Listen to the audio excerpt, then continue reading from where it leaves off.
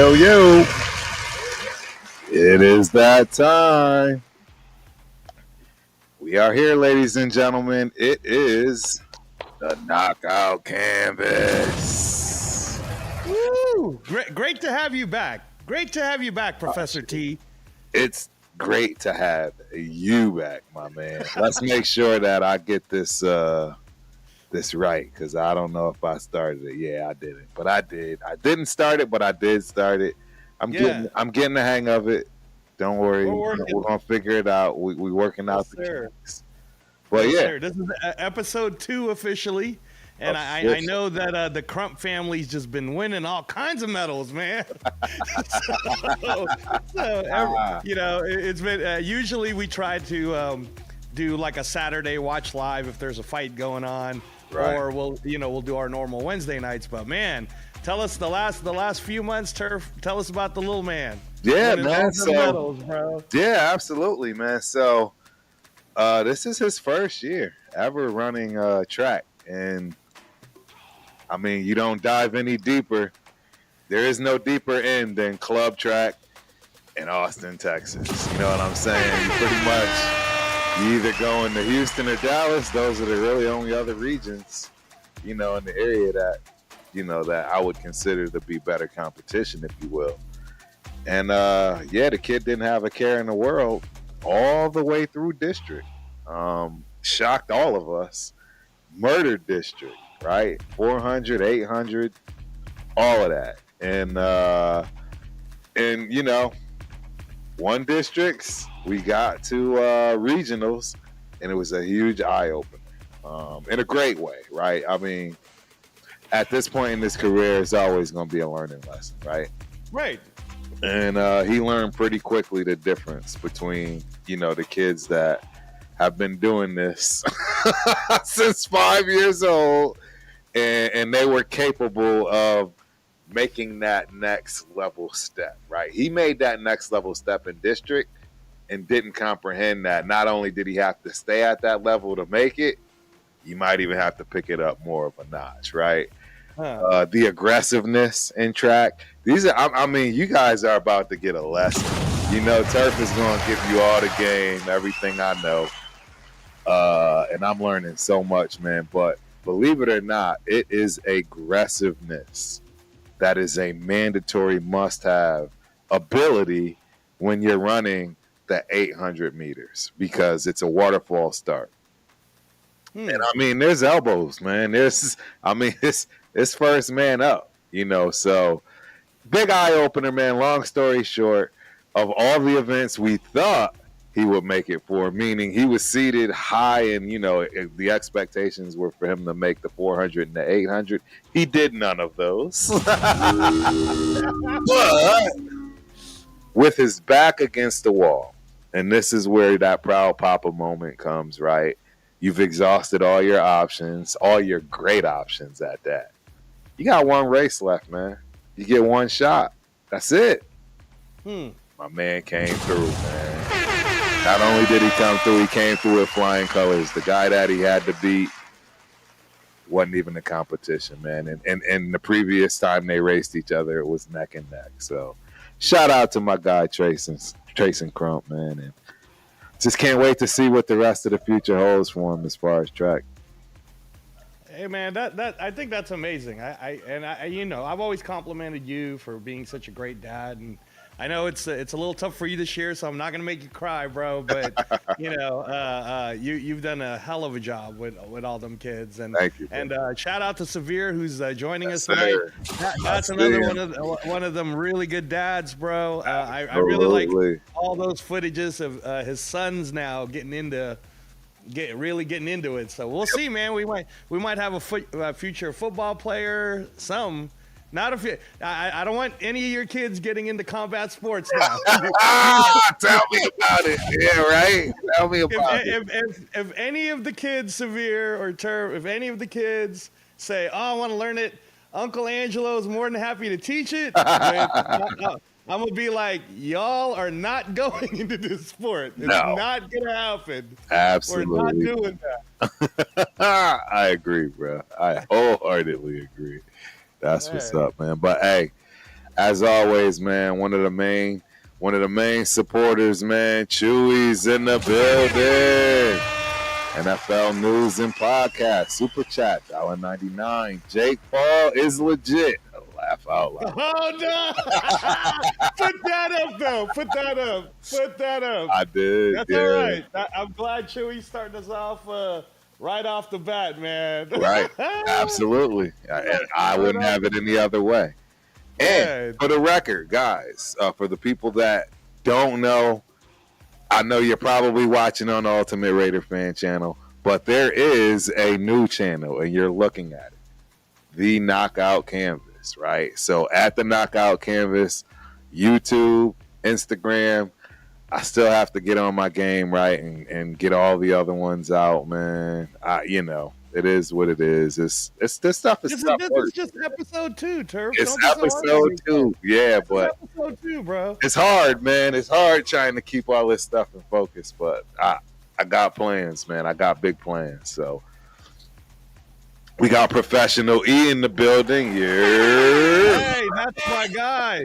Professional E. Thank you, bro. Said I bought that pay-per-view. Well, we're going to talk about it, Professional E. We're going to talk about it. And actually, me and Turf will probably disagree on this, but I thought the pay-per-view was worth it, and I'll explain to you why. No, and we'll definitely dive into all of that. I'm with you, though. I mean, anytime you can showcase real boxing, right, as far as the undercard, who cares about the circus after the fact? You know what I mean?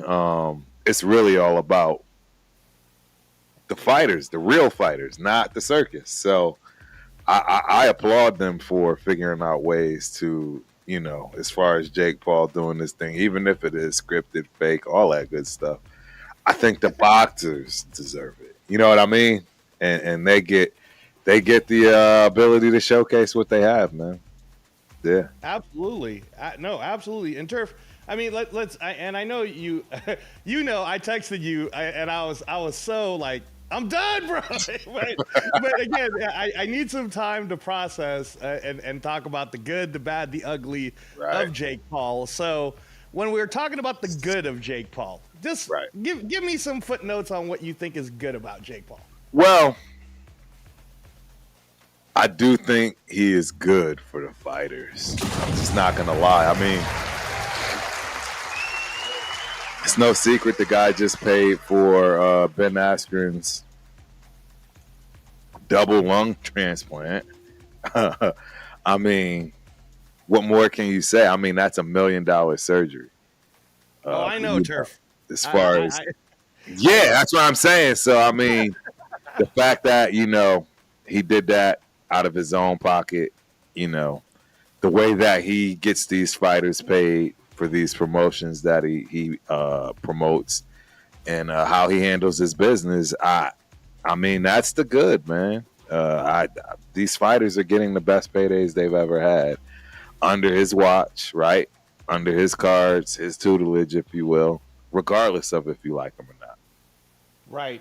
So I'll never not. You know what I mean? I'll never knock him for that. And in fact, I think that's the one thing I can even get Iceman. Shout out to my guy Scully, because he can't stand the circus stuff. Oh my God, he won't even watch it. He's one of those. He's one of those purists, man. He won't even watch. You can't even get him to watch the walkout, let alone the ring. In between he's not watching none of it. So, but I understand, man. You got to remember that guy. He is literally the purest athlete / boxer I've ever been around in my life. I mean, the guy never drank even a sip of beer, alcohol, drugs, none. Scully has done not a single drop, ounce of any of that. I think he's still sparring today. And Scully's got almost 10 years on me, man. And I'm 50. So, I mean, his mind is insane for a fighter. He literally remembers everything. It's wild. So, but yeah, man. For you guys who don't know, Scully's the one that coaches Better Biev. Yes. I think he's on Imam Katayev's corner, which we'll talk about a later today. But no, he's got a good little thing going up there, coaching some folks. He was here in Vegas for a little bit, Turf. Yeah. For just a bit. Then he had to go fly back out to Canada for one of his boys fought on that Montreal card. Correct. Last week Friday. So his guy looked good, actually. His guy was able to pull it off. So yeah, Scully, he's a purist, man. I mean, down to is as pure as it gets, man. He doesn't believe in all the new technology, if you will, and I don't disagree with him. Fighting is different. I'm sorry. I mean, yes, athletes are different from yesterday, but in the terms of fighting and having the heart and the ability. See, that's what people are missing. I don't think anybody has the heart of the fighters yesterday, and that's something we should probably really talk about. Yeah, no, hey man, that's facts right there. I mean, it's not even close. It's not. I mean, we're talking about 15 rounders, but but again, we don't want to get too negative on these youngsters right now. Right. Turf, tell me now. Let's talk about the bad of Jake Paul, because we got professionally, he paid for it. I'll tell you that it's worth it because of all the other undercards, but Chewy's like, well, he's not that Disney boy we used to watch. So tell me the bads. What do you think of his technique? He's now got 12 fights, Turf. Right. What do you think of his technique? It's what I would expect for a person that came this route. Nothing sharp. You know what I mean? Don't get me wrong. He's definitely got a knockout punch. There's no question. His right hand is there. You know what I mean? I'm saying up against just your average Joe, like not a real professional boxer. I mean, it's obvious he hasn't fought. I mean, Chavez is the only real professional I'd say that he fought, and I mean, the rumors are already out as far as it being fixed and scripted. And I'm not going to lie, man, there's no way on earth I wouldn't be shocked at that. We're talking Chavez, man. Well, are you one of the believers that the Mike Tyson one last year was scripted? Yeah, I mean, I do believe that Mike Tyson was ordered not to knock him out. It was just too many things that we saw where the muscle memory kicked in, right? And somehow he found a way to, stop it, if you will. For the payday. I don't know. And that's the part this is the bad. It's because you never really know, because he's never fought a real fighter. Because we all know if he fought a real fighter, well, the closest thing he had to fighting somebody who's at least a young, up and coming, type of a fighter, like in the beginning stages, was Tommy Fury. And Tommy Fury beat him, dude. So there you go. Like, absolutely. That's his loss. Right? That was his close, and I don't even consider Tommy Fury anything, right? No, I mean, he's Tommy Fury is most famous for Love Island, bro. He's on Love Island right now. So, and I don't watch it. I just heard about it. So that you guys know. I don't be watching Love Island. Shout out to Coach watching Love Island. That's so funny you say that too, because I was just laughing at my daughter and her boyfriend a few minutes ago. Because she was watching that mess. I bet your daughter knows who Tommy Fury is. I'm sure she probably does. So, all right. So that's Jake Paul's one loss, right? Yes. The most recent thing, as you know, Turf, that happened, and it kind of drove me mad, which is why our title is Jake Paul's ranked. What the F, right? He's ranked, bro. He's ranked number 14 at cruiserweight by the WBA, bro. Tell me how you feel about Jake Paul being recognized as a contender for the actual title. It's blasphemy. I don't know. At some point, I think he is gonna, run into somebody that's just not dealing. I don't know. It's weird, man. It's weird. I mean, money does crazy things to people, and I just can't get past the fact that he didn't get knocked out by Tyson, let alone anybody else. You know what I mean? It just leads me to believe there's no way he's really. Well, here, let me break it down for you, because again, you're talking to Professor Terrence Crump there, who is a major black belt in the BJJ world, if y'all don't know yet. Wow. And I haven't fought in a while, man. So that mopped me up. Hey, man, if one of these people in the chat go a little too wrong, you right. a leg lock, bro. Yes, sir. No, we just messing with you guys at the chat. And then again, for all of you guys know, I never like to brag about it, but if you ever want to Google search Angelo Reyes, boxing coach, AI will tell you all about what I used to do before my transplant. So have at it, guys. But I like to break down the facts. So he's ranked. Okay, so here I'm gonna break down to you all of his pretty much his opponents, right? First guy, that doesn't even matter. The second guy was basketball player Nate Robinson. I remember that, but we all know he's not a real fighter. Okay, that was the second fight. The third fight was MMA champion, because I was actually with him in the Philippines and also in Dubai. Right. I wasn't coaching with him. I had other fighters. I was training Brandon Vera and on Hulton. So I was with a different team, but we were together during that whole trip. And he's not a striker, Turf. He's a wrestler. But his third fight was Ben Askren, which we just talked about, who needed the lung transplant. So that was his third fight.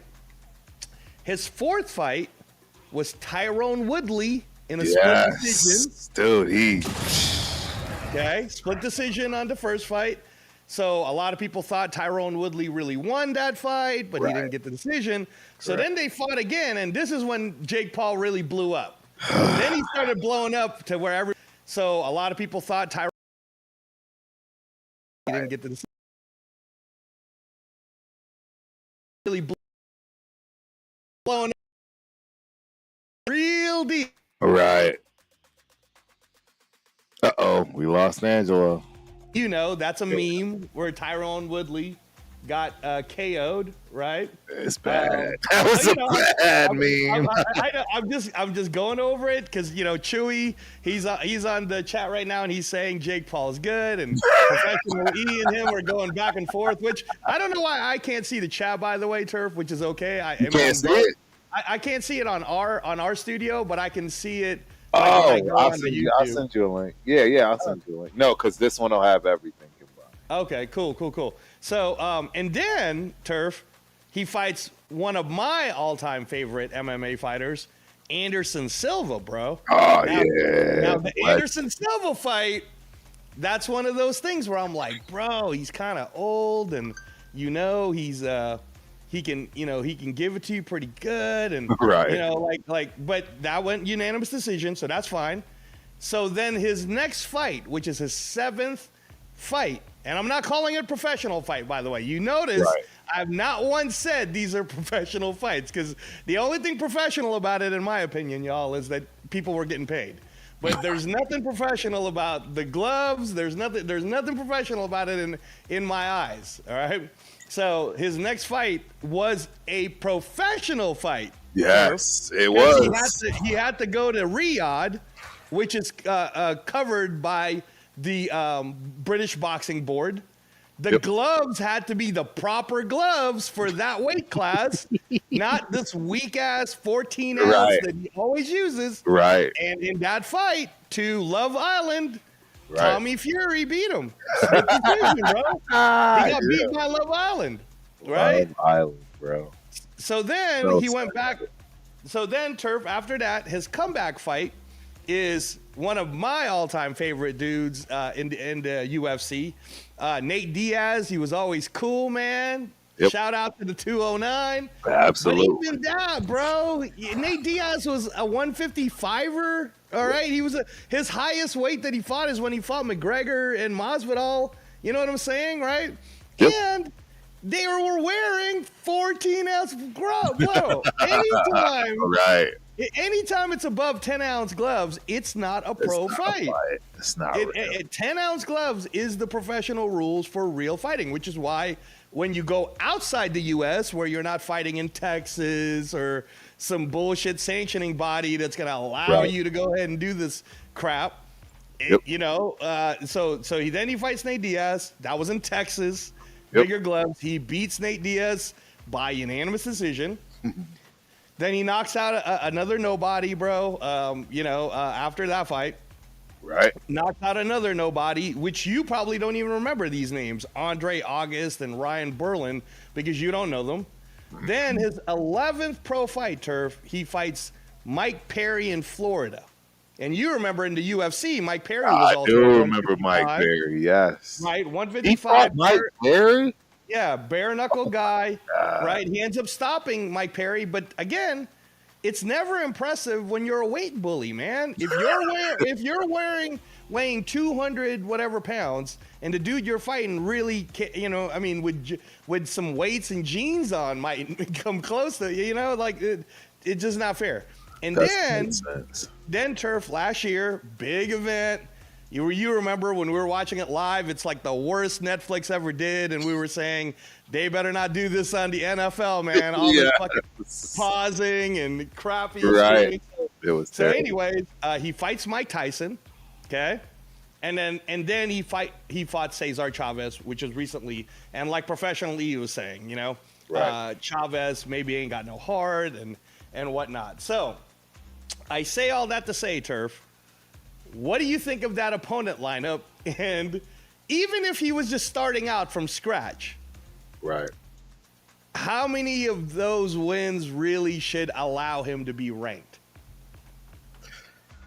I don't think many. I'm just going to be honest. I don't think many of them should be allowed, particularly the UFC guys, right? Let's just keep it a bean. Like if you are really a boxer, why are you fighting MMA guys that have no striking ability? You know why? We know why. I mean, so that you can at least get some guys that are tough enough, right, to take it. You know what I mean? To give you those rounds, to do all that good stuff. But outside of that, what are you getting out of it? Well, I ask it because, again, you and I, we know that in the boxing world, the WBA, guys, the way I try to explain to everyone about boxing, and I was actually talking to our friend Stuart Schwaggart about this, because Stu's really cool. When he calls me, we end up talking for hours because he's always asking me about boxing and stuff, right? Yeah. And he said, explain to me the belts, Angelo, because I really don't understand. And I told him, I said, okay, here's the way for you to understand it, so it's really easy. I'm going to compare it to college football. I said, basically, the belts are like the ACC, the SEC, the Big Ten, like certain belts matter more than other belts. Yeah. And unfortunately, for people like Gervonta Davis, he's a good fighter, good fighter, right? But the WBA is kind of a joke in the sense that they are willing to go ahead and let someone like a Jake Paul be ranked. Right. With fully knowing that Jake Paul has had only one fight with correct ounce gloves, but all the other fights have been with 14-ounce gloves. Right. And again, I want to make sure that Chewy and every shout out to the chat guys, man. And Turf's gonna start pulling it up. I am. Protect the Shield podcast. Hey, my guy Chris is out there in the building. Now I know for a fact our guy Chris does not like Jake Paul. I mean, in terms of fighting, he might like him personally because they're from the same state.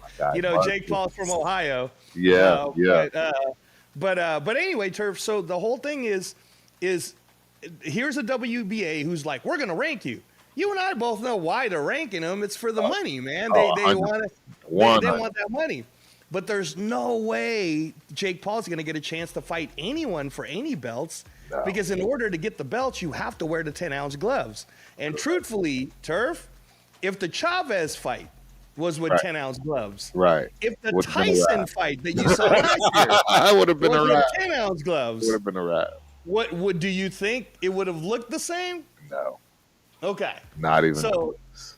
So this is where people like Chewy, who loves Jake Paul, and everybody else who may be big on Jake Paul's, and I'm talking about skill, by the way. Right. I've not once talked badly about Jake Paul as a person. I personally know one of his coaches. I'm not saying nothing back. I've never had coffee with Jake Paul, so I don't know him as a dude. I can only speak for people when I've met them, right? or I've worked with them, like the Yes, sir. Floyds, the Pacquiaos, and everybody, right?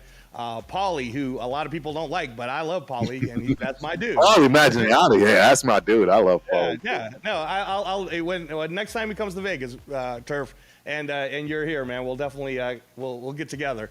You'll love Paulie, dude. Paulie will chop us up. We'll talk to us for days. Right? But Turf, in your again opinion, if Jake Paul did wear actual 10-ounce gloves, right, with all those names that I mentioned, and this is where you and I disagree, I don't think he has real power. And the reason why I don't think he has real power is because he can't knock out these guys with 14-ounce gloves. Right. So if you can knock out Chavez, who was probably coked out of his mind, 100% going into that no fight, question. last Saturday, no question. How do you have power? And this is what I mean. So what upsets me isn't even Jake Paul. What upsets me is this generation of social media and everyone else who, if it looks like a duck, then they think it's a duck. But you and I both know it's not a duck. Right. No, absolutely. It's a fake duck. It's it's imitation crab, man. That ain't real crab. And by the way, I'm not saying imitation crab tastes bad, y'all. Right.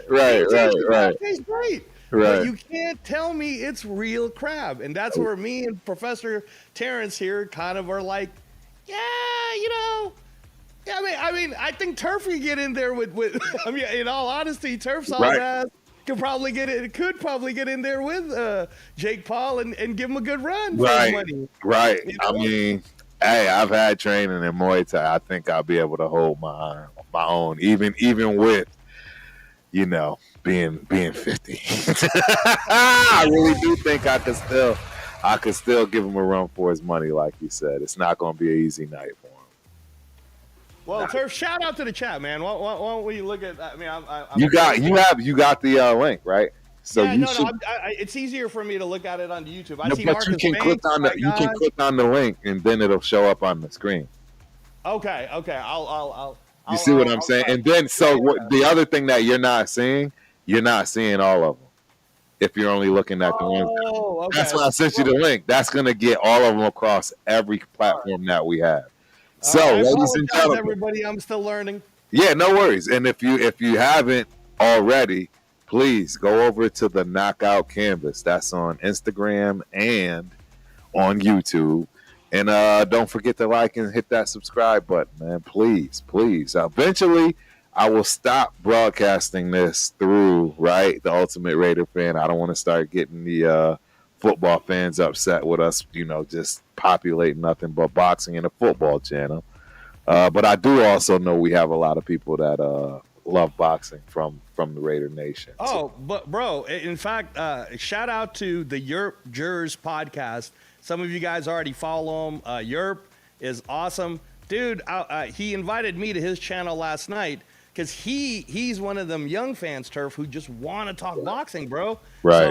If you're gonna Papa Rundown calls me the boxing almanac. So if you're gonna ask the almanac, man, then you're gonna get it. And he's been watching boxing nonstop right now, catching up on everything. So shout out to the Europe Jurors podcast. And again, a lot of his Raider followers were like, oh, hell yeah, we're talking boxing. Right. A lot of people are talking MMA, so yeah, man, you guys are in the perfect show if you want to talk about boxing and MMA because you got a black belt in BJJ, Muay Thai, former fighter there in Terrence Crump, who never talks about how amazing he was in college football, even though everybody knows. You can just Google search that shit, and you'll know how awesome he was in college football.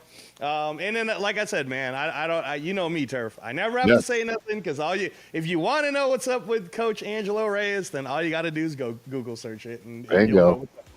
So bingo. So Turf, you brought out the whole, hey, at least Jake Paul is giving all this platform to the real fighters. Correct. So on the undercard of that fight, bro, on Saturday, that's why I was telling Professional E, I would have paid the $65 for it. I mean, I didn't because I went to Dave and Buster's to watch both UFC 317 and the Jake Paul. But I would have because Raul Coriel, Julian Rodriguez versus Avion, Schofield versus Farmer, bro. Like those were all really good fights, right? Right. So let me ask you with the first one, Floyd Schofield. Did you see it? I didn't get to see it. You didn't get to see it. I All didn't right. get to see it. So chat, you guys know if you've seen it on the highlights, and if you haven't, please follow me on Reyes Boxing on Instagram. I will send it to you. So Floyd Schofield, Turf. Remember earlier this year, he was in Riyadh in February. Yep. He was supposed to fight Shakur Stevenson. This 22-year-old kid gets sick. He ends up in the hospital. But you know how harsh the boxing world could be, and just the critics. So they're all like, man, you're weak, dude. You weren't really sick. You're just trying to duck Shakur. And if you're 22, man, that could really fuck with your head, right? That's why I'm never really that hard on these guys too much. So correct. He's sitting there, and he's waiting his turn. Tevin Farmer fought William Cepeda, who's the WBC interim champ in November. And a lot of people thought Tevin Farmer beat him in November. Right. So then they did the rematch this year in March in Mexico. And even that fight was close, but sure, you can give it to Cepeda. Correct. Either way, Turf, that's 24 rounds that Tevin Farmer took William Cepeda, who is the #1 mandatory to Shakur Stevenson, and they're fighting in 2 weeks, right? Right. Yes. Floyd Schofield knocked his ass out, bro. Out. He did. He did. Out. He was asleep while he was standing up. It was so bad. It was bad. It was real bad. And that's the fight is the highlight. Like all you guys say, the fight is the highlight. It was a 2. And I remember when it happened, Severe texted me right away, and he was like, Floyd Schofield. And I'm like, yeah, man. Shit. Floyd Schofield. That's a real one now, Turf. Yeah, I mean, no, absolutely. You know, so I want to ask you this because that first fight alone, right, get you excited. Floyd Schofield is now the #1 mandatory to fight the winner of Tank Davis versus Lamont Roach. Yeah, that's another good one. So that one's coming up. Lamont Roach versus Tank Davis, August 16th. Floyd Schofield is the #1 mandatory now for that. But Turf, he wants Shakur Stevenson. If Shakur Stevenson can beat Cepeda, right? Right. In 2 weeks. Right. So I want you to think about the 135 division right now. Okay? You got Schofield, who's 22. Your boy, Abdullah Mason, who's 21. Sam Noakes, who's also undefeated from the UK. He's kind of like their version of Ricky Hatton right now, 135. Right. He's fighting Abdullah Mason for the WBO, the vacant WBO that Keyshawn Davis fumbled because he couldn't make weight, right? So Abdullah or Sam Noakes is about to be the champion. Sam Noakes is only like 23, right? Okay. You got Shakur Stevenson, who's only 27. He just turned 27. Okay. Yep. You got William Cepeda, who's only 27, right? The oldest one out of this whole crew, because Andy Cruz is 29, and you know Andy Cruz just got that knockout. Raymond Murataya from Southern California, the IBF champion, he's only 25, right? The oldest one, and out of all of these people, is Tank Davis. Yes. Tank Davis is 30, right? Wow. Now I didn't realize he was already hitting 30. Yes, that's crazy. Well, yes, that's crazy. I just named to you the 135 division of killers, and there's more too that are coming up. But these are the killers, like up on the top, right? The cream's rising to the top. Right. Turf. Do you really think that Tank Davis is trying to fight any of these people? No.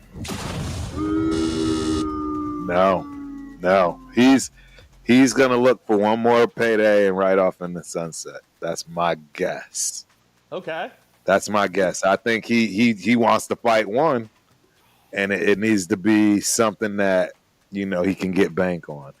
If it's not worth the risk, the money, nah. Okay, makes sense. Not for him.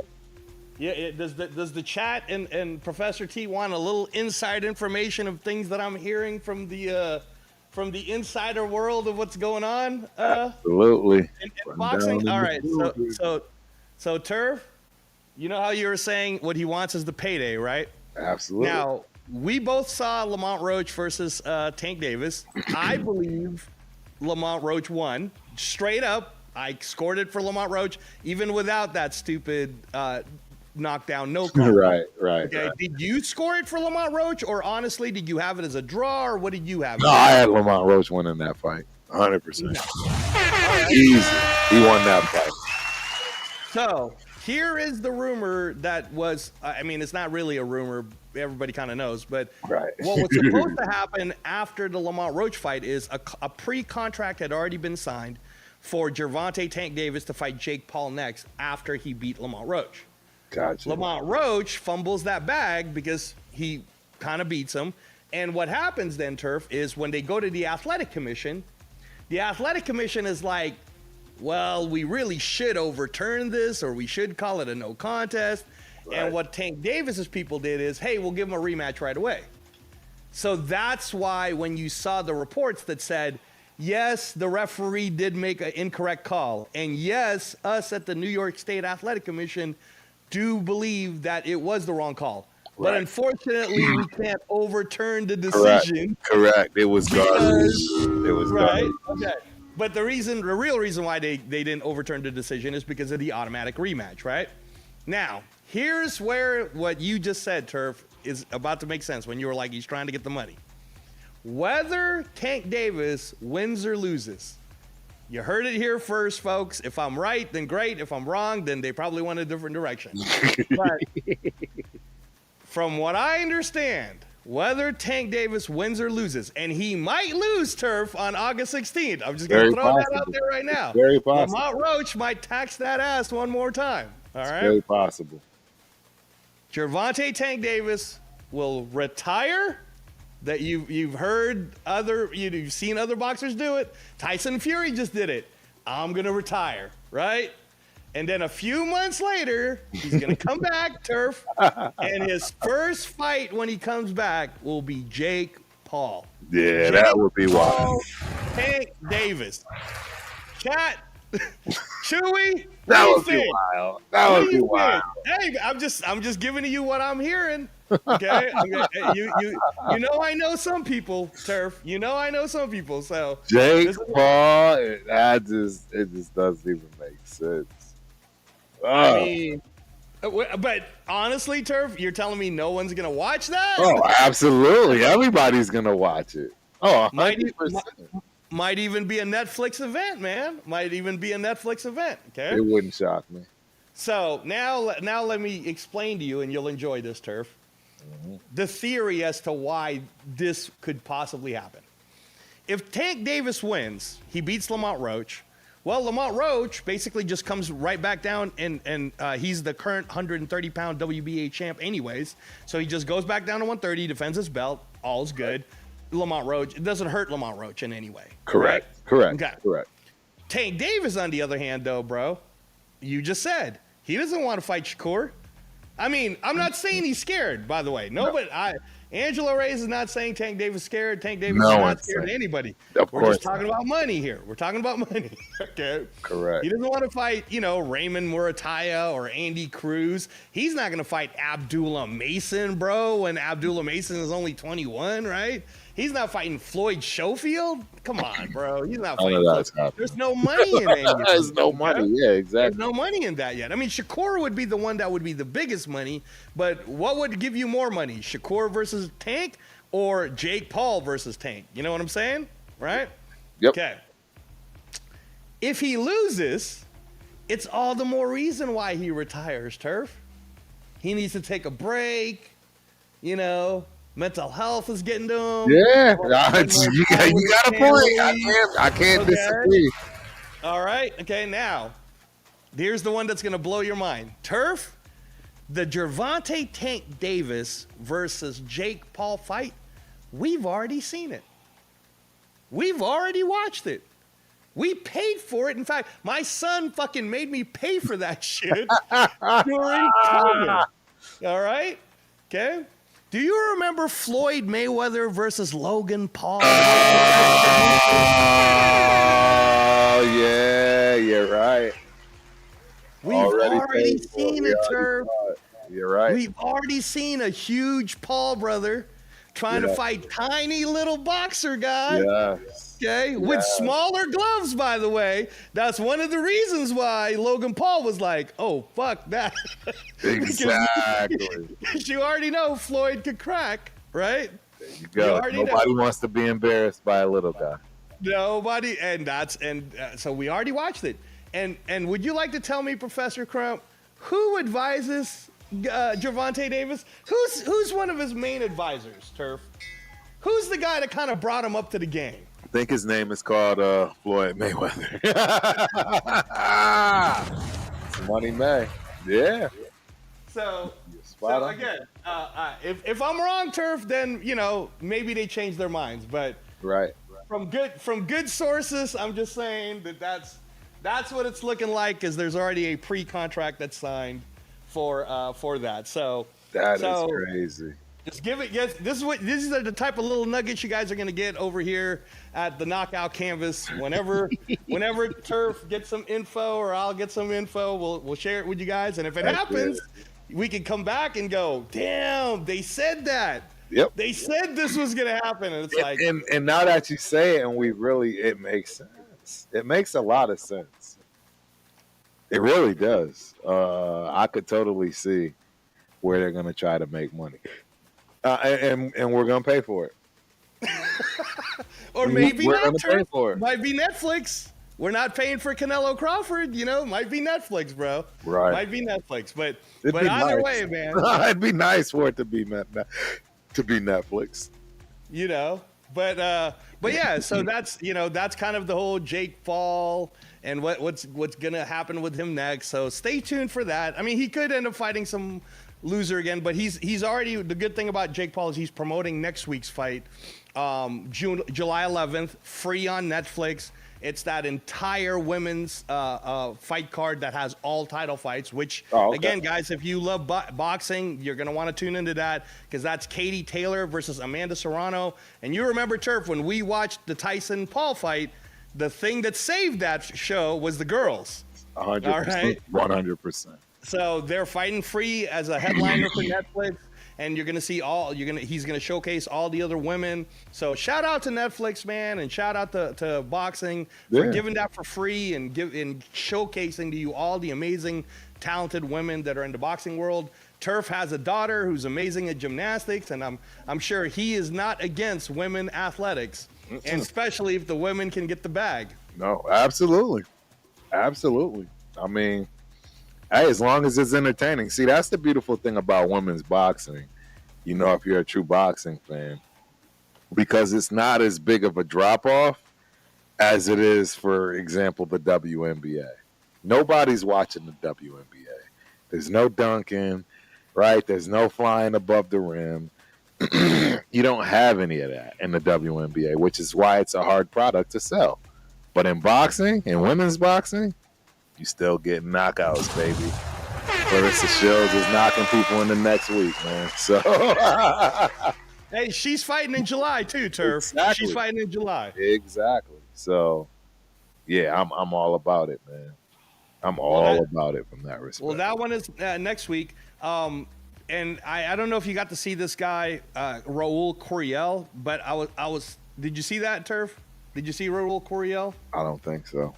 Okay, so Raul Curiel he's the undefeated 147 guy, and he reminds me of Jose Luis Castillo. I saw highlights. I know you're talking about. He reminds me of Castillo, like Castillo Corrales style, right? Okay, this boy, he was fighting the guy from Uruguay who was undefeated, also same age, same height. Yep. He broke the guy's orbital bone, Turf. Jesus. He broke it, bro, and they showed it, and I was like, "Oh my god!"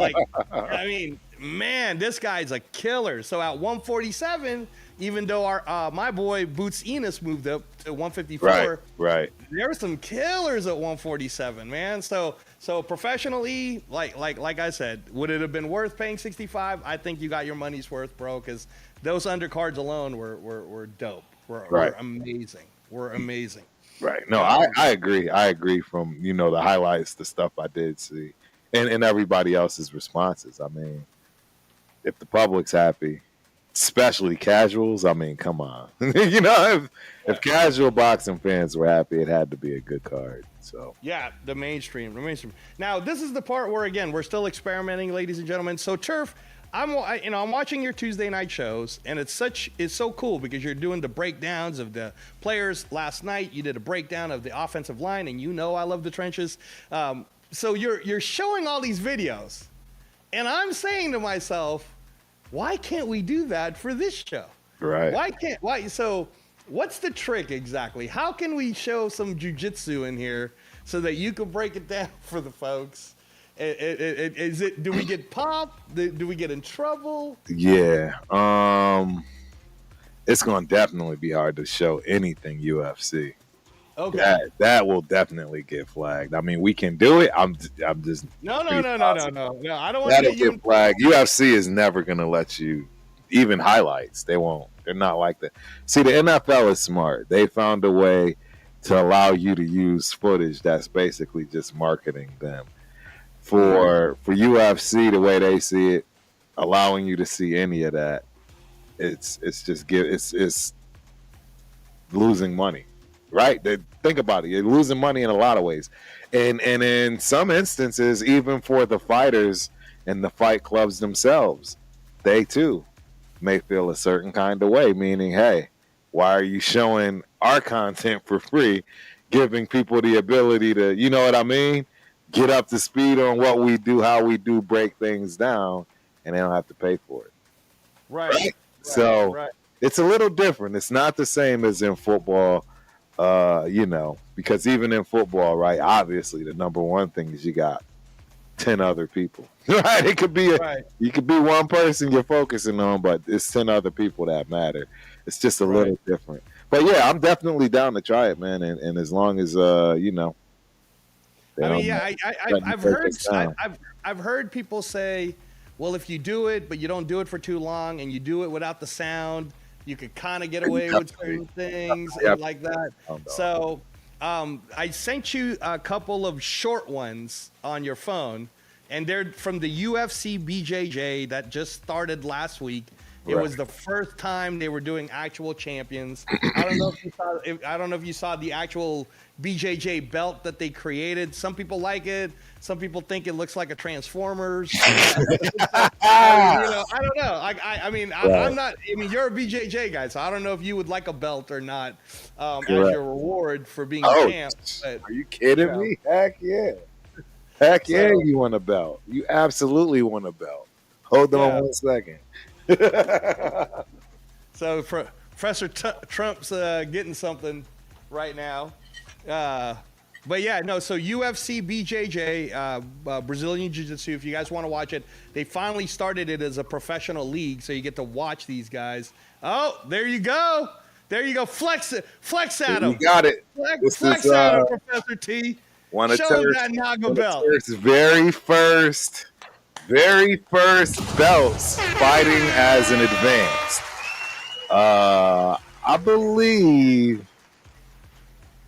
purple belt and up is considered advanced, but I believe in order to get a belt as a kid, you had to be a green belt or above, and as adults, I want to say brown belt. It could be, man, you're talking well over a decade ago. Ladies and gentlemen, I don't remember. This belt is one of the ones that is super old. The actual newer ones, I have a couple of the newer ones too. They look a lot better, and I'm sure the ones today are just amazing. But yeah, it's all about the belt, man. This matters. I'm telling y'all right now, this is part of why I continued in jiu-jitsu, and you can call me crazy, right? And you're right, it's a $2 belt. It's a $2 piece of trinket, but all I can tell y'all is if you ever get involved in something and you see that carrot, this was that carrot for me. Seriously, this $2 belt meant everything to me, to gain, to obtain, to work, to win. And it was not given to me. Trust me, the dude that I had to fight to get this was not willing to just let that go. Everybody wanted this. So it does matter, man. And that's where unfortunately today, I think we've lost a lot, just in sports in general or across the board.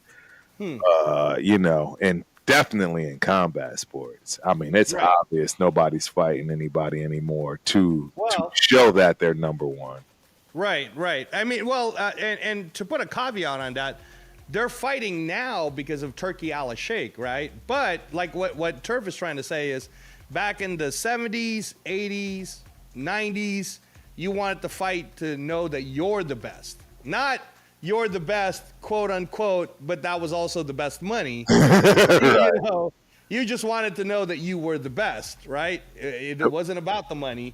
It's about being the best. Okay. Which again, in a lot of ways, you can sit there and this is your guy. Terrence Crawford is making less money than Canelo, right? So we can sit there and say, well, Crawford might actually be putting himself in danger, quote unquote, for less money than the main guy because he wants to find out he's the best. And I'll give him that. I think that there's a lot of truth to when Terrence Crawford said the reason why he wants to move up to 168 to fight Canelo is because Canelo is the best boxer of this generation right now, right? Right. Which, in terms of resume, I mean, Floyd's gone. So after Floyd and after Pacquiao, I mean, okay, Yes. I understand that. So what you're saying is that nowadays these guys, they'll fight, but they want the bag with the fight. It's all they want. No one even cares about being the best. It's disgusting. I'm not. It's just look. I know. So no, seriously, because it's hard as a parent, right? It's a fine line you have to walk in teaching your kids, right? And everything we discussed earlier about my son Trayson is a prime example, because yes, I get it, son. You have a goal, and that goal is to make it right to Junior Olympics. But is that really the goal? Because in my eyes, son, nobody cares about that today. What I care about is winning this race. I don't care about any of that other. I want to be the best one today. I'm fighting to be the best one. That's how we get down. Nobody cares about, well, if I can make it to fifth place. No, that's not the mindset that we have over here. And that's something that you have to walk the fine line, because the last thing you want is for your kid to be satisfied with just getting there. That ain't it, ladies and gentlemen. That ain't it. If you're teaching that, I'm sorry. It's going to be a long, tough road towards the end of life in terms of what you're going to have to deal with and how you're going to have to compete, right? I mean, it's just the reality of life. And it's a fine line to walk, man, because you also got to think about it in terms of, I got a goal too. So I'm not about to just go out here and blow my goal trying to be in, the number one top spot just because I want to be number one. Right. So again, it's a fine line to walk, man. I mean, it's hard, man. It's tough. I'm not going to lie, because these conversations and, they're so delicate at this age, this ripe age of 13. I mean, they're soaking in everything. They have so many different coaches, right? It's just wild, man. So you got to be careful, man. And my thing is, I need him to understand nobody cares about, coming in second place. You're the first loser. And just because you made it to the Olympics, that doesn't mean jack. That's just scratching the surface. So at least that's how we look at it over here. That's how the that's how we get down. We about that winning life. I definitely think that there's a difference in the attitude of the Generation X group, right, moving up in terms of just even like, I remember Turf, and your mom, your dad was probably like this too, but I remember my mom, raised by a single mom. I got in a fight in school, and when I came home, because you get suspended back in them days, you remember, you're like, it doesn't matter. You're suspended. You're suspended. You're out, right? You're out for like 7 days or whatever, right? It was a free pass to get out of school if you wanted to. Correct. So anyway, I remember when my mom would come home from work, she'd be like, "What are you doing home?" And I was like, "Yeah, I got suspended. I got in a fight." And the only question she asked, bro, is, "Well, did you win?" Exactly. Like it wasn't like, "Oh, baby, why'd you get in a fight?" Or it was like, "Well, you better have been on that way because your ass is getting whooped." Bingo. If you didn't win.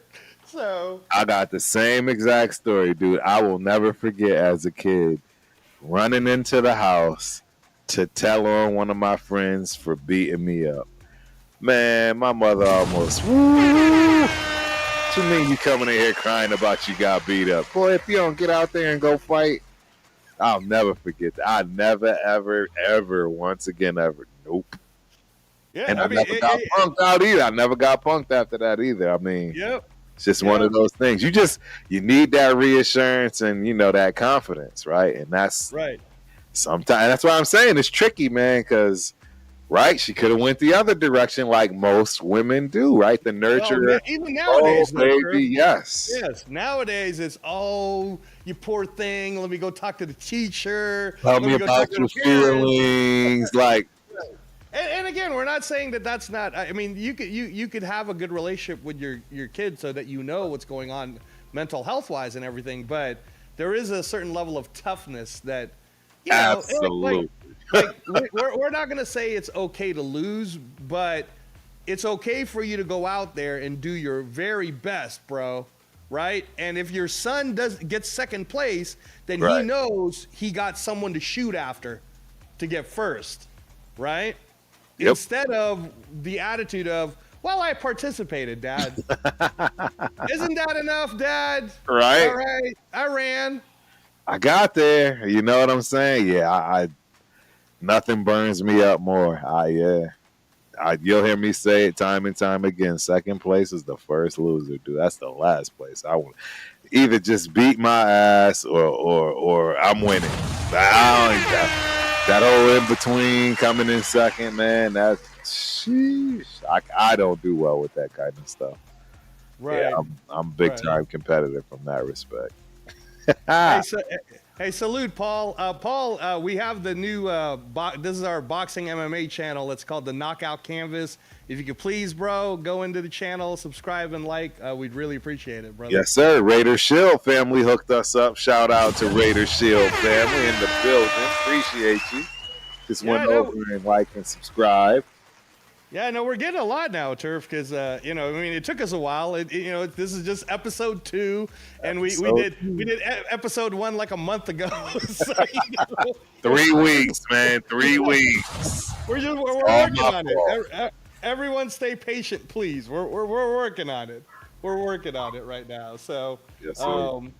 But yeah, no, Turf. So with the UFC and with MMA, I don't know how. I know that you said 2 of the kids that was training with Team Rabadi was competing in that UFC BJJ that just happened. Yes. You said that they won. So you said those guys are killers, right? What's their names again, Turf? Absolute murderers. You guys are going to hear these 2 names for a very, very long time. And I honestly, I'm going to give the goods, man. Andrew Tackett is the younger of the older brothers, right? So you got Andrew and William Tackett. William is the oldest. Andrew is right behind him. They got even a younger one. That's the one I think. It's probably gonna be literally the murderer of all murderers, and that's Caleb. Shout out to my guys, man. Devin, their pops, Candy moms. These are people that my jiu-jitsu career raised up with. And I'm telling y'all right now, this was back in my late 30s, early 40s, where these guys started to become teenagers. I couldn't deal with them at 14. I was getting tapped out, choked, murdered, 14, 15 years old. And I'm in my late 30s. And I mean, it just progressed and progressed. And that, it was there's a lot with the fight game, right? Sometimes, right, Angelo can tell you there's going to be times, right, you may need to, venture off from your trainer. Maybe there's some things that he's just not, right, aware of, or even competent for that matter. It's just not something that's in his style, or right? Styles make fights, all these things. Sometimes you just train with other people, right, for other techniques, etc. And for the Tackets, it just got to the point where they did outgrow the gym from that respect, right? You have to get out there and be literally with the best to compete against the best. And that's what happened, right? When they got to that ripe old age of, 17, 18 or so, it was time to move on, man. And it was tough. It was tough for everybody. But I'll tell you this, though, Turf, and I'm glad you shared that story, because shout out to Dixon Sider, by the way. That's one of my favorite people right there. Dixon Sider is a huge MMA fan, and we're actually talking about BJJ right now. Dixon Sider, a couple of the people that Turf was teammates with, was competing at the UFC BJJ that just happened last week. We were going to break down the Ilia Topuria fight, which was awesome. But what you're talking about, Turf, I'll give you a philosophy that I think helped me be successful when I was in the boxing world, and then I actually kind of taught it to the MMA world people, because they were kind of weird about it in the beginning. So I always had this philosophy coming from my Kempo karate background and having studied that from a child, and then running my own dojos in Northern California. Shout out to Keith Shepard, by the way. You remember Shep? Absolutely. That's my black belt brother right there. Cool dude. Yeah. So my philosophy was, when I got into the boxing world, I was going to train him up as best as I can, right, Turf? And then I was able to take him to Colorado, and we were doing the Olympic Nationals and all of that different stuff. But when I felt like, you know what, you should be learning more from other people, that's how I got to meet Freddie Roach, bro. I was at a tournament, and then I looked at the team at the time that I had, the amateur team, and I was like, hey, we're in Oxnard. You guys want to go meet Freddie? Now, mind you, Turf, this is 2005. Right. I've never met Freddie once, dude. And I mean, like, I know who he is, obviously. He's been training Pacquiao, and, he's a legend from back in the day, former fighter, and the whole bit, right? So but I throw them all in the van. We drove to Vine Street there in Hollywood, went to Wildcard Gym. That was back when Freddie Roach was still living at the gym, Turf. This is 05, bro, right? Walked in, said, how you doing, sir? I explained who I was, what I was doing. He said, please have the amateur team. You train here, no problem, for as long as you want. Got to chopping it up with Freddie. Next thing you know, bro, you build this relationship because you're open to letting Freddie, someone who's there, look at your crew of people that you helped bring up, right? And then here's exactly what happened, Turf. He goes, hey, those two right there, do they want to be pro? And I said, well, coach, at this point, I don't know yet. Right. They're still just trying to be an amateur. And then he goes, well, I'll tell you what, anytime you're back in town, please come and use the gym. And that's when the relationship started right there. So here's what happens, Turf. In 07, there's this one fighter, and he's like, I'm going to be honest with you, man. This person will do a lot better if they just turn pro now. Right. Instead of trying to go to the 08 Olympics, right? So I told that person, that person was like, all right, and Freddie said, and I'll tell you what, if they turn pro, you can let them know that I will train them. Wow. And that's how it worked. And then I became his assistant for that group. And that's when the whole lesson started, Turf. But I mean, and again, for me, I'm learning from someone who, I don't know what his style is. I know what my style was and how I brought up these, but I want to know what he knew, right? Right. And by knowing his system, and you have to remember, his system came from Eddie Futch, bro. Right. Eddie Futch, who trained Joe Frazier, Ken Norton, Riddick Bowe. Come on, man. What are we talking about? Exactly. Right? You know what I'm saying? So of course, like, I want to learn, X's and O's. How does this work? how do you fight a lefty? Why is Manny Pacquiao so good fighting orthodox fighters, right? And then you break it down. And then, Turf, I took that same attitude, bro. And when I started going to Vegas, 2012, walked in the Mayweather gym with them fully knowing I was a part of Team Pacquiao. With them fully knowing I was coming from Freddie Roach them, and totally humble. Man, Floyd was the nicest person, bro. No hate at all. He was like, hey, man, you have your fighters come in, whatever you need. And then, God bless him. He's not with us anymore, but Uncle Roger Mayweather, man, was one of the first people to sit there and be like, hey, let me work with your fighters. All right, now let me show. And then I got to learn that system and how they worked it and what that style. And Turf, man, just the experience of as a coach and as a teacher to learn from them, good, bad, indifferent.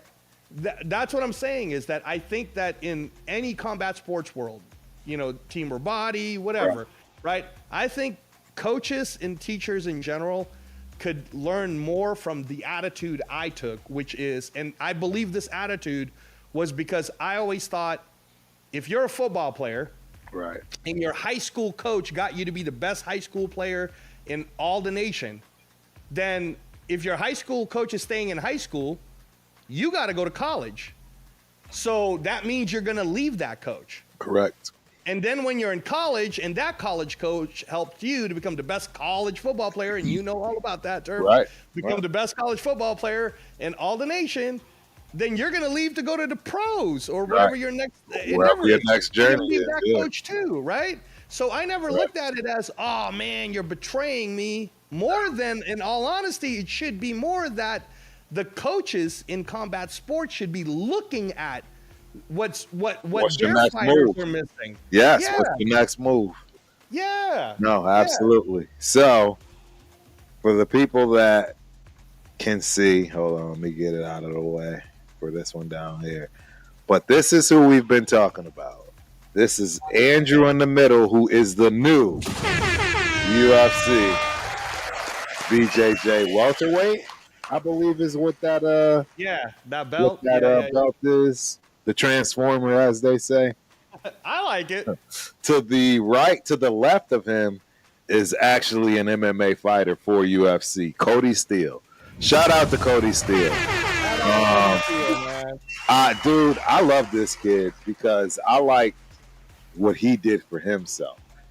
And this is the beauty of a kid like this at this age in this world today, right? Because he came and found the Tackets. He came from a different school. That's how it all started, too. He was looking far and wide, far and wide to find the best talent he possibly can find to help him get to the next level. And that's how he came into the picture. The one to the far right is William Tackett, which is the oldest brother of them all. And then, like I told you, there's this younger one. I want to say he's closer to my youngest son's age, which is like 12, 13. And that's Caleb Tackett. I think he might mess around and be the best one out of all of them when it's all said and done. I mean, having a fight with those two guys, man, you know what I mean? That in itself. Awesome. That in itself. Yeah, and I got one more little treat for y'all. Yeah. One more quick treat. All these people, guys. Oh! That's the Tackets as kids green belts when they started whooping my behind on the right side. As you can see, I got the green one on. We got Miguel, my boy Miguel Velez on the far left, and Kevin Troyer, KT. He also was an MMA fighter. And in fact, I still carry the ticket stub of when I want to say it was his first MMA fight, man. So shout out to KT, man. Yeah, these are my peoples, man. This picture is so old. You guys have no idea. This picture is so old. Wow. But I'm showing it because, this was my life like 100%. Yeah. Luckily, my wife was, she was working nights from home. So the kids we're just in the bed at home and turn out to go work out and train. I mean, what was she gonna do? Say no? You got to sit and watch me work? No, it was just perfect. And then that's where I just really gained a lot of knowledge. I mean, I shot up through the purple belt like nobody's business, man. Because at that point, I was going 5 times a week minimum. I was going 5 times. Hey man, that's serious. That's serious, Turf. It's serious training, bro. And I was doing both Muay Thai and BJJ. Oof. And it was two a day. You had so Mondays or Tuesdays you would have no gi, and then you'd have Muay Thai. So Tuesdays and Thursdays you'd have no gi Muay Thai. Mondays, Wednesdays you would have gi, right? And then obviously we would have tournament train. Man, look, I came up right. Shout out to Team Rabati. The big body Rabatis, Nibbles, y'all up. We're going to get them all on the show eventually. I can't wait. Of course. One day I will absolutely get Robbie on the show, and that you guys want to talk about a treat. I mean, you're talking one of the OGs of Texas BJJ. Yeah. I mean, really nice. I remember him on your show too, Turf. When you're talking football, I like him a lot. Yep. So, yeah, we're gonna bring this heat for y'all, man. The Nazi. We just gotta get our tech together. Yes. Yeah, we just gotta get our tech together. Be patient, guys. We're trying to see if we can pop in videos for you, and we don't want to get like canceled because we're putting a UFC video, or something. So we're trying to figure it all out. Yep. But Wednesdays is looking like the days that we'll be doing it, right, Turf? Absolutely. Wednesday nights. Absolutely. And then whenever Turf is free on those Saturdays, correct. He's not doing gymnastics or he's not doing track and field, right? We got to the end of the month. The Junior Olympics is the last week in July, so no more meets. Okay, no more meets. So but this Saturday there's still a meet though, right? No. Oh, it's done. I don't have the Junior Olympics. Junior Olympics is the last. Yeah, that's and then. All right, well, breaking news, y'all. You might have a little treat this Saturday because so Turf, who has the Zone also on the Zone this Saturday. Turf is a huge one with Jack Catterall versus Harlem Eubank. And Eubank is the nephew of Chris Eubank. The whole vibe, Chris Eubank. I love Chris Eubank. Chris Eubank is one of my favorite people of all time. Yeah. His aura, he is in his own world. I mean, Chris Eubank, bro, I'm just telling you, his swag, it's just nothing. Right? I mean, I'd pay to talk to that man all day. Sit and just have. Hey, are you kidding? Don't sell yourself short, Turf. You and I might actually be talking now. I'm about to hit my 3-year mark. Once I get to that 5-year mark, you can start being out and about. I'll start taking you to the Mayweather gym and all of that. Yeah. We'll say hi to some of these folks, man. The doctor's got to okay it, dude. So you know what? I've done it 3 times. I don't know if it's still any good, but the boxing tour in Vegas, dude, that used to be badass. No, when they were running it correctly and they would show you that, and get you autographs and the whole bit. Yeah, that was great. Yeah, I don't know any of those folks now, and I don't know if that's still even going on. What I would say, Turf, is it's better for you to go to the Nevada Boxing Hall of Fame because they at least those guys when you come into those. Where's that at? I didn't even know there was. Bro. That's wild. All this time, and I've never been to the Nevada Boxing Hall of Fame. Oh man, I got to turn you on to the Nevada Boxing Hall of Fame. I was there for the first 4 or 5 of them in a row. No, it was great. That's wild. Was inducted in the first. I didn't even think about that. I didn't even think about that. No, the Nevada Boxing Hall of Fame is where you can get a lot of your autographs. That's where I told you, like when I was doing all of my interviews with Michael Spinks and Roy Jones, and that's where it's done, man. So, but I ran into a couple of cool guys. I ran into a couple of UK boxers. Joel Casamayor. He was working. In Toko's gym. I think it was Johnny Toko's. Yes, Johnny Toko's gym. Yeah. dude, that I adored that. That's why I did it 3 times. I did that shit 3 times. Yeah. But I haven't lately because, like you said, I'm not gonna lie. I've heard it's gone downhill, and then it's just fighting's just not. And you know me now, Turf. So you don't really have to worry. Yeah.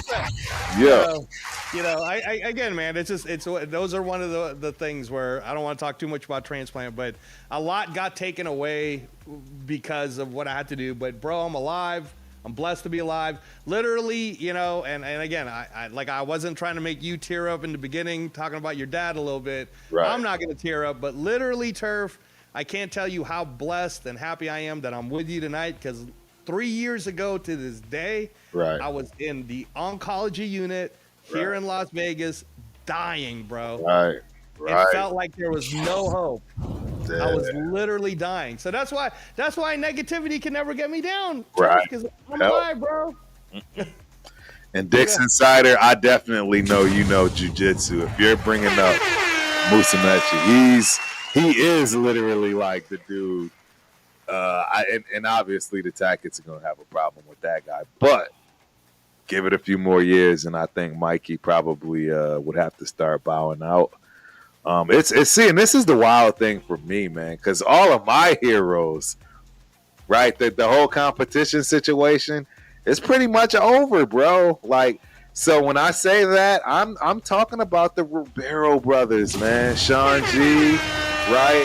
You're talking about the art of jiu-jitsu. You're talking about the Bible, right? The Ribeiros built that, right? Man, you are talking about Travis Took, Houston. I don't think I've enjoyed watching a more competitive guy in terms of jiu-jitsu is concerned. And then, obviously the most decorated and,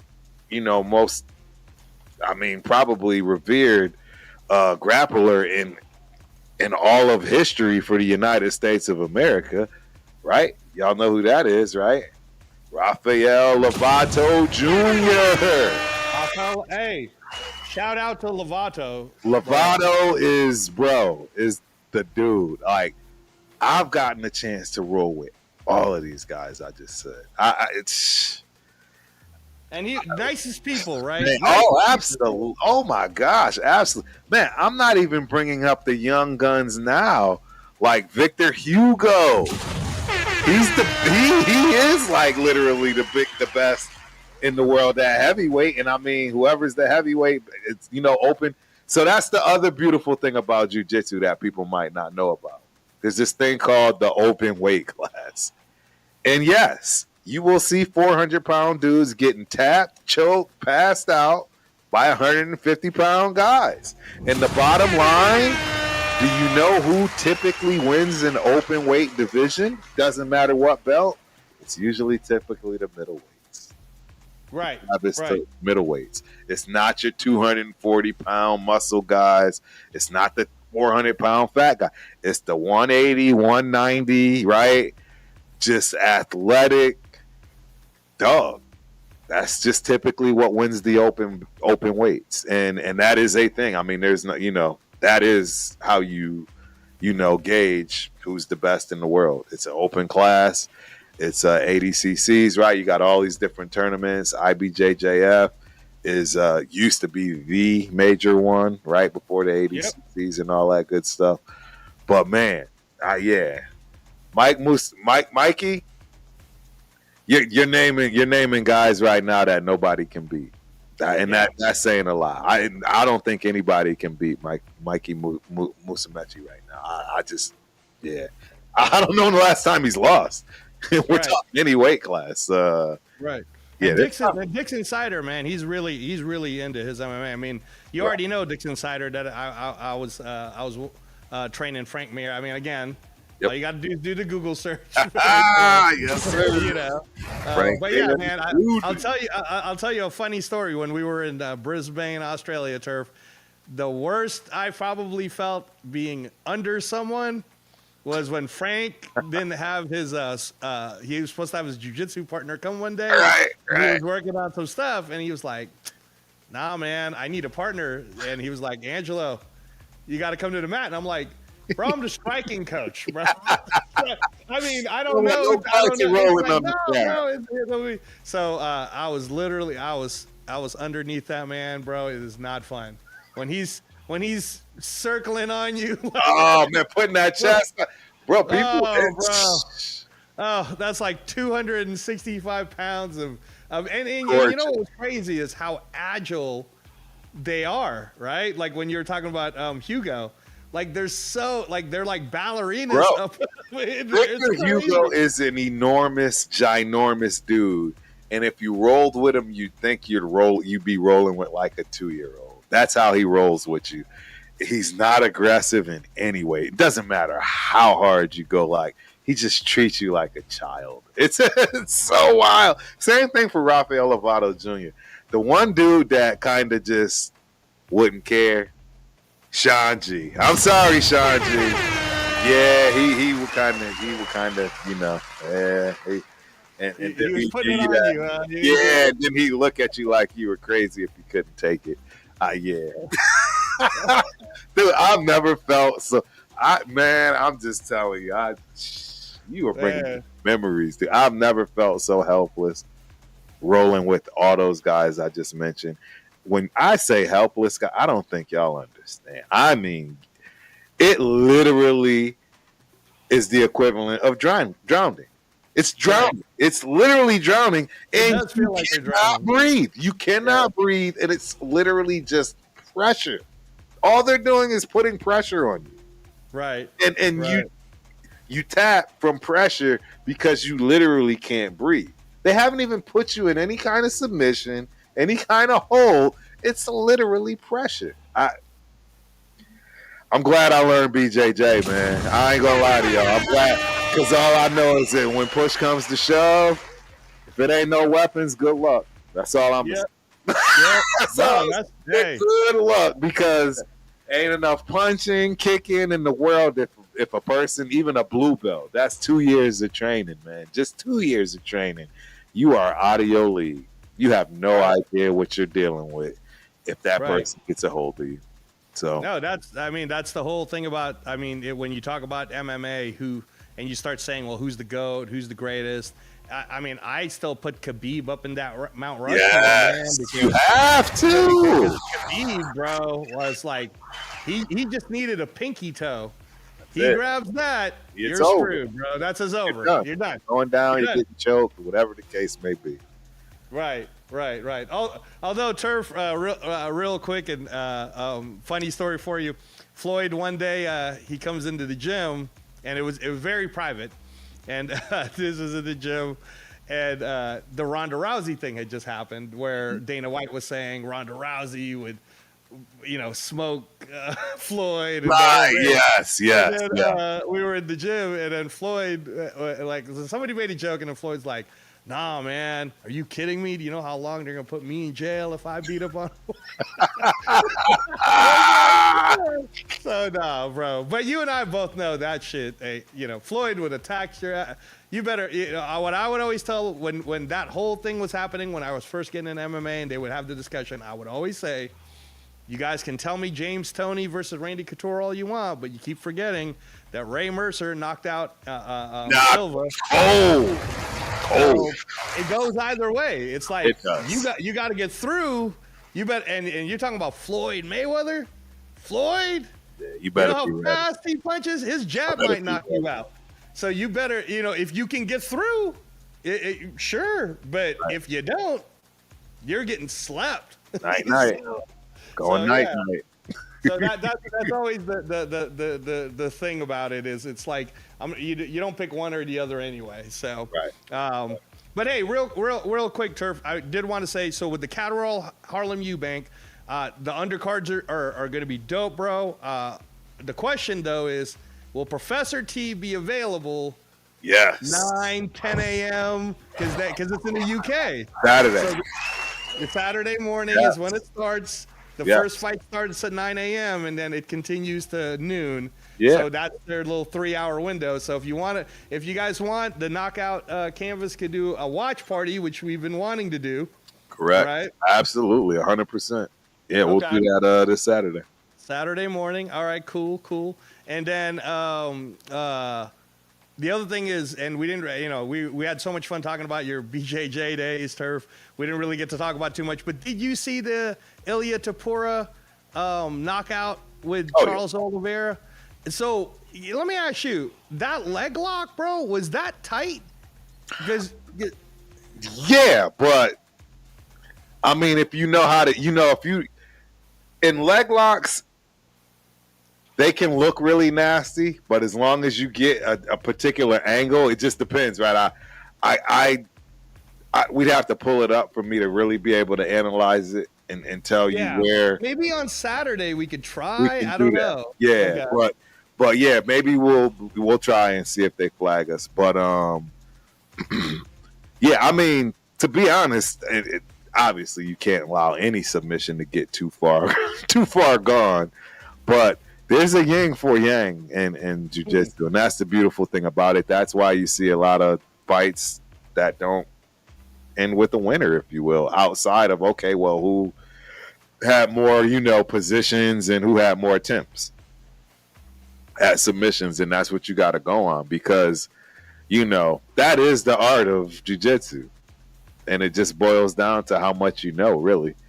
And if you know just as much as the person you're dealing with, you could beat her all night. So you, in your opinion, you think Topuria, when he got free from it, it was a pretty slick move the way he did it? Yes. Because it looked tight. Yes. It looked like, oh shit. Exactly like it's over. But and hey man, some guys, they literally just they won't ever let you know. You may have broken it. He may have, tore a ligament. You just won't ever know. Just won't ever know it. You just won't ever know it. They're not gonna let you know. Dude, you gotta remember, jiu-jitsu people, they are a glut for punishment. It's part of it. No different than fighting, right? Yeah, it's part of it. That conditioning, if you will. Your body gets conditioned to take a lot of pain, and a lot of times guys get out of submissions because you're scared you're gonna, break their arm or something, and they're like, dude, I was fine. And you're like, no, your arm was, it's.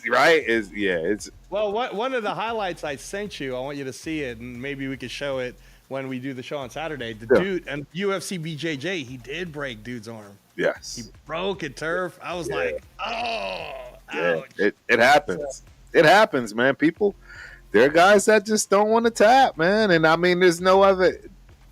What is it? 2.5 pounds of pressure? That's it. That's all it takes to break an arm. It's not a lot, my guys. It's not a lot. It's wild. It's wild stuff. And I mean, I'm glad I learned it. And it's never too late.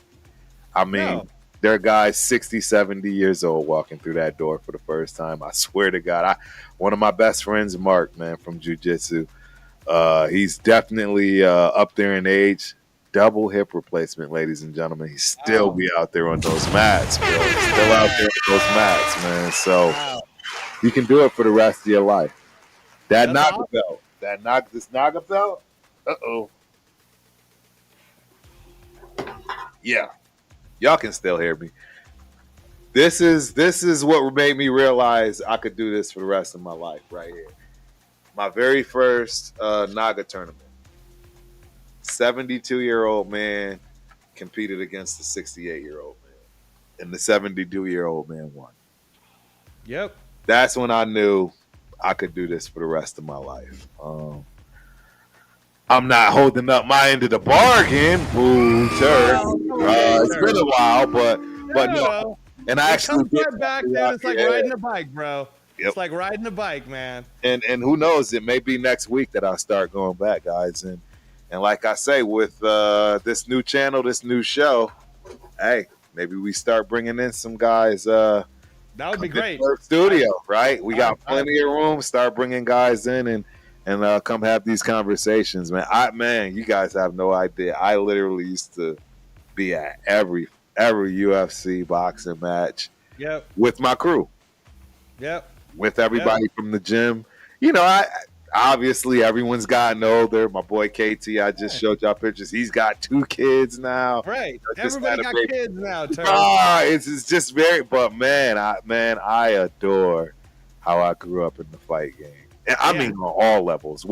From a kid watching boxing and then moving out here and jumping right into it, man. I couldn't be more happy with the decision I made to do that. Man. Yeah. And again, shout out to the Ultimate Raider fan channel. Thanks for continuing to run this for a while, Turf. Yeah. Because, I know that a lot of the Raider guys are our regular Raider Talk folks. They're kind of like, man, why is Turf and Angelo so into it? Because when you get the bug, when you get it injected in you, and this is what I always try to tell people about combat sports, if you get the bug, it's on you for life.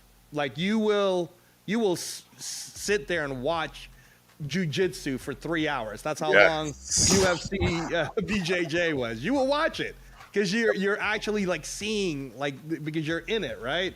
It's the same for boxing. Big Daddy Jose, shout out to the man all the time. He's always saying kind words to me, calls me, and we'll talk boxing. But sometimes, Turf, he'll be like, Angelo, tell me the truth this week. How many, or not even just this week, but this Friday, from Friday to Saturday, how many hours of boxing did you watch? And I'd be like, 10 hours, right? Because Turf, man, I mean, that's just, when it's in you, and that's why you and I wanted to build this channel even from over a year ago, is because we just want to let you know what's going on. And then as we grow our people who are in the game wanting to know, hey, what is going on? How good is Schofield, or how good is Miseki? Like, now we'll be able to tell, well, this is based on our information, and we know a little bit about it, Turf. We know a tiny bit about the stuff we're talking about. Yes, sir. Shout out to Real Talk Raider Nation. Fun fact. Got a decent martial arts and MMA background. Started when I was 4. MMA and jits workouts are nothing to mess with. I did not know that. I didn't know that. Oh, that's awesome, man. I had no idea. Yeah, absolutely. Awesome. That is awesome. And that's the one thing that I'll tell you guys, the one thing that I wish I would have done, and I'm sure people are going to laugh at one of these out of the two. But I'm from Connecticut. I wish I played hockey. We had a hockey team, man. We had a hockey squad. I wish I played hockey, and I really, really wish I wrestled. So for all of y'all that got kids, you know what I'm saying? Throw them in. See what happens. I'm telling you right now, if your kid can withstand even a few years of wrestling, you don't have to worry about him for the rest of your life, or her for the rest of your life. It's probably the hardest thing, in my opinion. And this is where maybe Angelo might disagree, but even in boxing, I'd much rather sometimes box than wrestle. I'm just, get off of me. Get off of me! Like, I would much rather just get punched in the face. Like, you got to get off of me. Like, and that's the thing. A lot of people don't comprehend that pressure, because you don't have to be 240 pounds to apply pressure and make somebody tap out. I've been tapped out. I'll never forget when I very first started. I've gotten tapped out by 130, 140-pound dudes from pressure. Not from a move, not from my neck being choked, not from my leg being in danger. No, from exactly what Reyes just said earlier when it came to Frank Mir just being on top. 140 pounds just on top and knowing how to apply pressure. It's just a different world. It's a different world. It's such a different world. And again, I would say this to Mr. Rabati, because you have to remember, Turf, that's one of the great things about, I get credited a lot of times for the guy that kind of broke the ice between boxing and MMA, because prior to Frank Mir really doing what I did, where I'd take him to Mayweather Gym and he'd be sparring Bermain's Tavern and everything, everybody was kind of like boxing versus MMA. Instead of, why don't we work together? Yeah, man. Exactly. And you guys will actually see what we're doing. And so again, man, and Turf, I don't like to toot my own horn, but you can look up Yahoo articles about what Angelo Reyes did. All right. So anyway, where I push back a little, Turf, is I've never put you in front of someone who was boxing smaller than you, right? A 135er, 126, and then just said, go ahead, Turf. Don't worry about it. Hit him as hard as you can. Right? Go ahead. It'll be fine. Okay? Because I used to do that with like 130 pounders. I'll put a 115 guy in there, and the 115 guy will do the same exact thing you're talking about.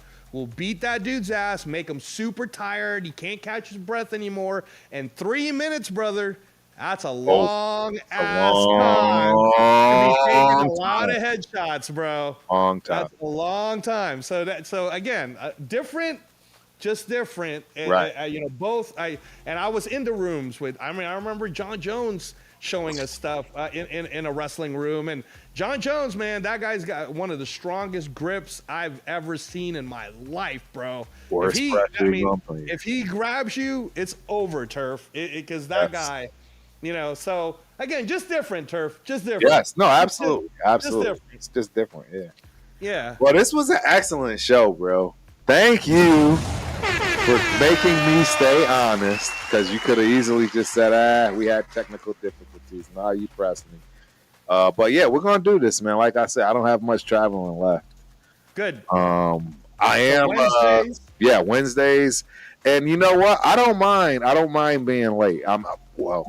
I'm thinking 10 o'clock. 10 o'clock is a good time for me on Wednesday. Yeah. Nights. 10 to 11, 10 to 11:30. We'll do something like that. Yeah. Hour and a half. Yeah. Whatever the breaking thing is. Correct. But yeah, we'll figure it out, guys. Again, please don't forget the Knockout Canvas. YouTube, Instagram. I'm actually gonna set up my TikTok and X and all that other stuff. This episode, we're gonna get you guys some shorts too, because we had some funny things that we said, and you know, some shout outs that we probably want to get out there to some of Turf's people. Yes, sir. And then Turf, so Wednesdays, 10 p.m.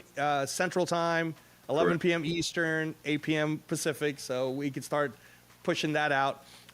This Saturday, watch party for Jack Catterall versus Harlem Eubank. All right. Yeah, you're going to let me know if you'll be ready by what? 9 a.m., 10 a.m.? Yeah, I'll be ready. Because, you know, for me, 9 a.m. is 11 for you. 10 a.m. is already noon for you. So, correct. I mean, you know, unless you're sleeping in, bro. I ain't sleeping in. I'll be up. All right. Cool. Well, I want to thank everybody. You know, Real Talk. All of you guys, everybody that showed up. Dixon Cider, Marcus Banks, man. Rafa, you guys, Captain Rafa came through. Yeah. No, man. No, everybody. And we're growing, Turf. Even though we've literally only had 2 shows in a 4-week span. Right. You know, we're starting to get the subscribers. So thank you to everybody. Yes, sir. All right. Till next time. We out. Peace.